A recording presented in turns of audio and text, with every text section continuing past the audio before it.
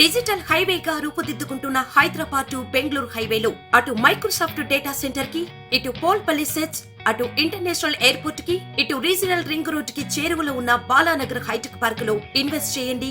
భవిష్యత్తు బంగారుమయం చేసుకోండి. Contact number 8500155255.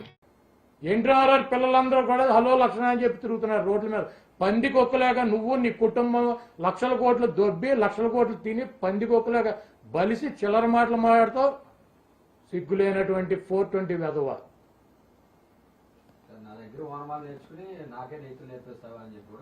ఇప్పుడు చంద్రబాబు గారు ఎవరి దగ్గర వానమాలు నేర్చుకున్నాడు? కాంగ్రెస్ దగ్గర వానమాలు నేర్చుకున్నాడు. అక్కడ దాంట్లో ఎమ్మెల్యే అయ్యాడు, మంత్రి అయ్యాడు. ఎన్టీఆర్ దగ్గరికి వచ్చాడు కాళ్ళు పట్టుకుని. కాంగ్రెస్ ను భూస్థాపితం చేస్తా, సోనియా గాంధీని అది పీకుతా, ఇందిరాగాంధీని ఇది పీకుతా అని చెప్పి తిరిగాడు. వీడు ఎవరి దగ్గర వానమాలు తిరిగి నేర్చుకుని ఎవరిని భూస్థాపితం చేస్తానని తిరిగాడు? అంటే వీడికి సపరేట్ హక్కులే ఉన్నాయండి రాజ్యాంగంలో? ఈ ఖర్జూర్ నాయుడు గారి కొడుక్కి మాకెవరికి లేవు, వీడికి ఉన్నాయండి. చిత్తూరు బస్ స్టాండ్ లో, తిరుపతి బస్ స్టాండ్ లో జేబులు కొట్టే నా కొడుకులకి.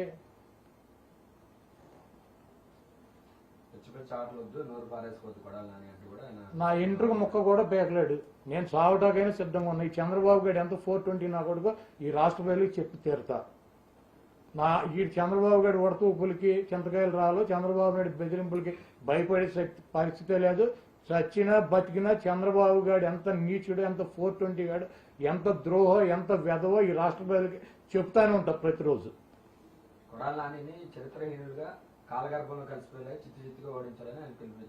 ఇప్పుడు నేను 4 సార్లు గెలిచా.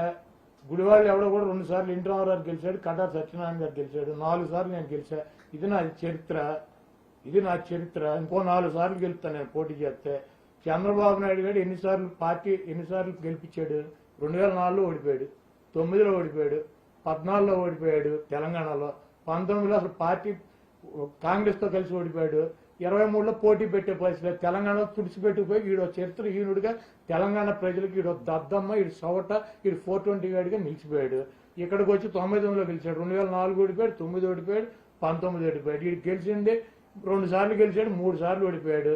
ఇప్పుడు గెలవటానికి పవన్ కళ్యాణ్ కాళ్ళు బూట్లు నాకి ఏదైనా బయటపడతానని చెప్పి తిరుగుతున్నాడు. ఈ పెండాగూడి పెట్టుకుంటా తెలుగుదేశం పార్టీకి. వాళ్ళు తెలుగుదేశం పార్టీ వద్దంటే గుడివాడలో చేసేసాడు. గుడివాడలో తెలుగుదేశం పార్టీని భూస్థాపితం చేశాడు. ఈడే నా చరిత్ర 4 సార్లు శాసనసభ్యుడిగా లైన్ గా గెలిచా. ఇది చరిత్రలో ఉంటది. ఈడి చరిత్ర ఏంటి? ఎన్టీఆర్ పార్టీ 224 సీట్లతో హ్యాండ్ ఓవర్ చేసుకున్నాడు. 23 సీట్లు ఉన్నాయి. 200 సీట్లు ఏమైనాయి? 3 ఎంపీలు. రాజ్యసభలు పూర్తిగా నిల్లు.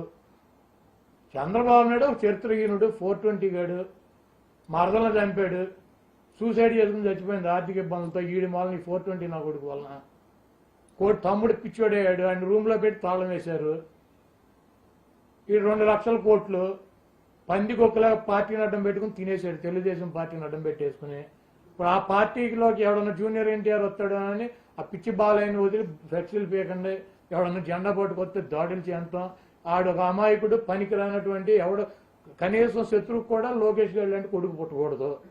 అటువంటి సాఫ్ట్వేర్ దద్దమ్మ ఒక ఎమ్మెల్యే కూడా గెలవలేనటువంటి పనికిరాని వెధవను ఒకని పెట్టుకుని ఈడు ఒక వెధవ కుప్పంలో ఓడిపోతాడు. పవన్ కళ్యాణ్ కాళ్ళు బూట్లు నాకు ఏదో రకంగా బయటపడాలని ప్రయత్నిస్తున్నాడు. 74 సంవత్సరాల వయసు, 45 సంవత్సరాల ఇండస్ట్రీ. దమ్ముగా ఒకడొచ్చి జగన్మోహన్ రెడ్డి గారు అవినీతి చేశాడు, జగన్మోహన్ రెడ్డి గారు అది చేశాడు ఇది చేశాడు అని చెబుతున్నాడు. పోటీ చేసే దమ్ము ధైర్యం లేనటువంటి సవట సన్నాసి. ఈ సవట గురించి, ఈ సన్నాసి గురించి, ఈ 420 గాడి గురించి ఈ రాష్ట్ర ప్రజలకు ఎన్టీఆర్ ఎప్పుడో చెప్పాడు.